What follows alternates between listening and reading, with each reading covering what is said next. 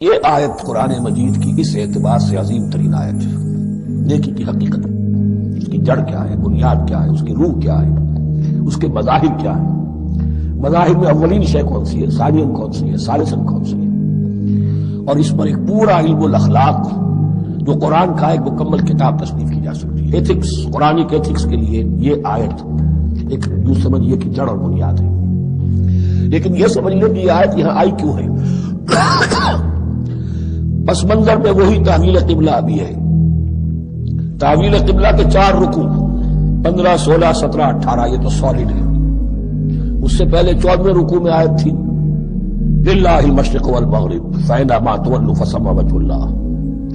ادھر بھی پھر اتنی آیتیں چھوڑ کر پھر گئی لیس البر ان تولوا وجوہکم قبل المشرق والمغرب۔ نیکی یہی نہیں ہے کہ تم اپنے مشرق اور مغرب کی طرف پھیر دو۔ یہ نہیں کہا یہ نیکی نہیں ہے، نیکی یہی نہیں ہے، یہ بھی نیکی ہے۔ جو ظاہر ہوگا نیکی کا وہ بھی نیکی ہے، لیکن اصل سے اس کا باطن ہے۔ باطن صحیح ہے، نیک ہے تو حقیقت میں نیکی نیک ہے، ورنہ نہیں۔ ولکن البر، بلکہ نیکی تو اس کی ہے۔ اب یہاں سے شروع ہوا جو نیکی کی جڑ ہے، بنیاد ہے۔ من آمن باللہ والیوم الآخر والملائکۃ والکتاب والنبیین، سب سے پہلے ایمان، تاکہ تصحیح نیت ہو جائے۔ یہ جو ایمان لایا اللہ پر، یعنی جو نیکی کر رہا ہے صرف اللہ سے اجر کا طالب ہے، والیوم الآخر، اور قیامت کے دن پر کہ اس کا کوئی اجر دنیا میں نہیں، صرف آخرت میں مطلوب ہے۔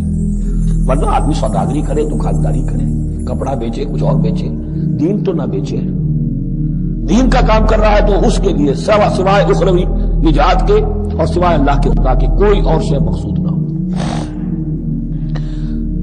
والملائکۃ والکتاب والنبیین، اور ایمان لایا فرشتوں پر اور کتابوں پر اور انبیاء پر۔ یہ تینوں مل کر ایک یونٹ بنتے ہیں۔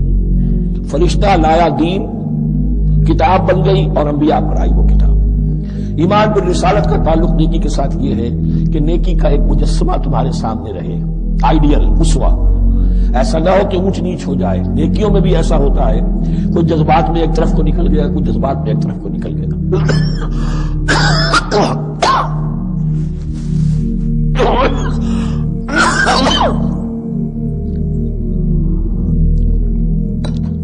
اس گمراہی سے بچنے کی ایک ہی شکل ہے کہ ایک مجسمہ مکمل، ایک اسوہ کاملہ سامنے ہو جس میں معتدل ہو تمام چیزیں، اور وہ ہمارے لیے اسوہ کاملہ محمد رسول اللہ کی شخصیت ہے۔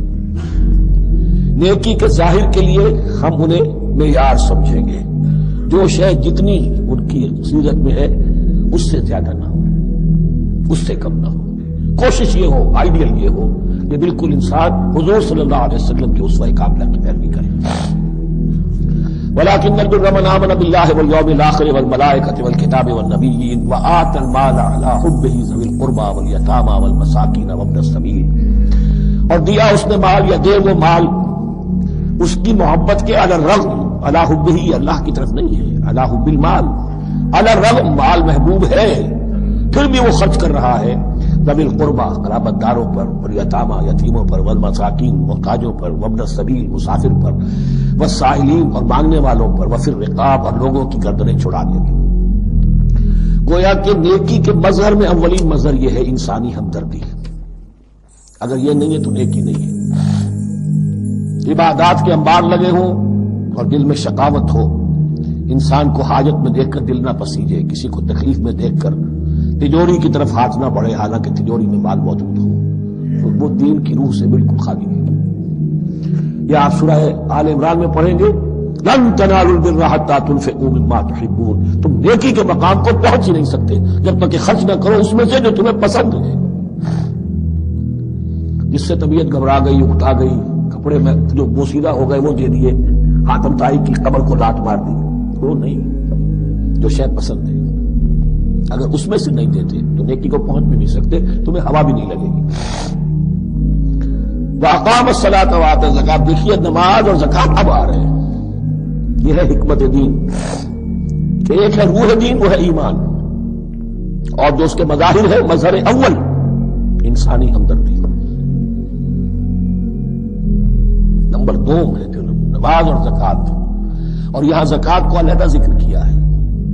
اور اس آیت کا حضور نے حوالہ دیا، ان فی المال لحق سوى الزکاۃ، دیکھو کچھ لوگوں نے سمجھا بس ہم نے زکوٰۃ نکال دی تو حق ادا ہو گیا پورا، بڑی بے وقوفی ہے۔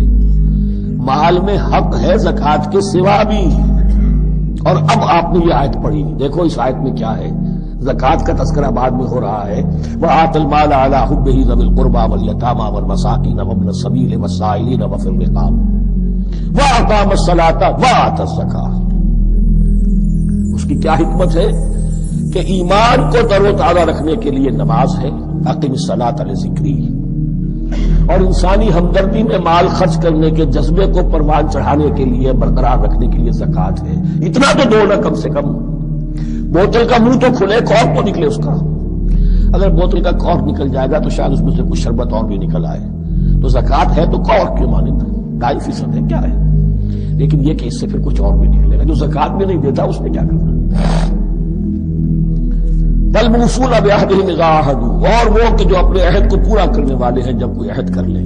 سب سے بڑا عہد اللہ سے کیا، لست بربکم قالوا بلی، پھر عہد شریعت کا ہے کہ جو ہم نے کیا اللہ کے ساتھ، پھر آپس میں جو بھی معاہدے ہو جائیں، اور معاملات انسانی سارے کے سارے معاہدات کی شکل میں، شوہر اور بیوی کا معاملہ بھی ایک معاہدہ ہے، marriage is a social contract, شوہر کی ذمہ داریاں ہیں، اس کے فرائض ہیں، بیوی کی ذمہ داریاں اس کے فرائض ہیں، شوہر کے حقوق ہیں، بیوی کے حقوق ہیں، پھر جو بھی امپلائر ریلیشن شپ ہے معاہدہ ہے، کانٹریکٹ ہے، جو ہمارا آپ کا پولیٹیکل سسٹم ہے وہ بھی معاہدوں کے اوپر مبنی ہے، بڑا بڑا بزنس جو ہے وہ کانٹریکٹ میں چلتا ہے۔ تو اگر ایک چیز پیدا ہو جائے کہ جو عہد کر لیا ہے اسے پورا کرنا ہے، تو ساری اسٹریم لائننگ ہو جائے گی تمام معاملات کی۔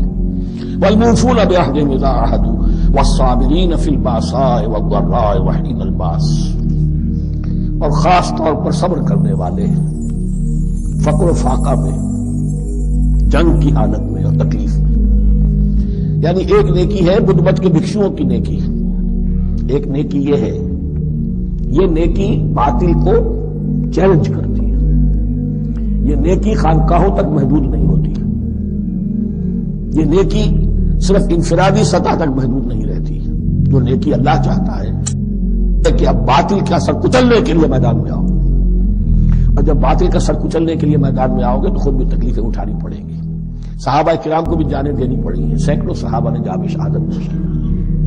تو آخری چوٹی کیا ہے، گویا کہ سمم بونم جس کو کہتے ہیں ایتھکس کے اندر، اس نظریہ اخلاق میں سب سے اونچی منزل کون سی ہے، وہ سمم بونم جو ہے اسلام کا، والصابرین فی البأساء والضراء وحین الباس فلا تقولوا لمن يقتل في سبيل الله اموات بل احیاء ولكن لا تشعرون۔ وہ آیت یاد کر لیجیے، اولئک الذین صدقوا، یہ ہیں لوگ جو سچے ہیں، دعوت و نیکوکاری کا بہت شوق ہے، یہ ہیں وہ لوگ جو سچے ہیں، واولئک هم المتقون، اور یہی حقیقت میں متقی ہیں۔ تمہارے ذہنوں میں کوئی اور نقشے بیٹھے ہوئے ہیں، کوئی لباس ہے، وضاقتہ ہے، بس یہ بڑا متقی آدمی ہے۔ تقوی اس کا نام ہے، یعنی یہ پوری انسانی شخصیت کا ایک ہیولہ ہے، ایک پوری انسانیت کا ایک فرد کا نقشہ کھینچ دیا گیا، کیریکٹر کا، اس کے اندر روح ایمان اور خارج میں اس ترتیب کے ساتھ دین کی یہ تقاضے اور نیکی کے یہ مظاہر موجود ہیں۔ اللہم ربنا اجعلنا منہم، اللہم ربنا اجعلنا منہم۔